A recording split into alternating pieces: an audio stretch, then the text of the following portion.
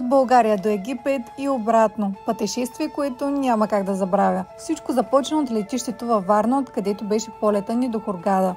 Няколко часа по-късно вече пием welcome drink в хотела, който избрахме в сайта на Global Tour. Разходихме се из резорта и централните магазини около него.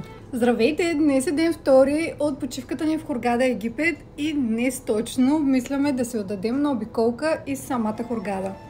В резорта, в който бяхме, имаше много красиви кътчета за отдих и снимки. След това продължихме към тура с най-голямото пристанище в Хургада. После джамията разказаха ни и за първите християни в Египет, които до ден днешен се наричат скопски, и посетихме тяхна църква. Ден трети избрахме да е за екскурзия в Кайро, като може да избирате между самолет и автобус. Ние избрахме за самолет, за да можем да се насладим на всичко без да бързаме. Съветвам ви да посетите пирамидите преди 8 сутринта, празно е и гледката е невероятна. След пирамидите продължихме към Египетския музей в Кайро.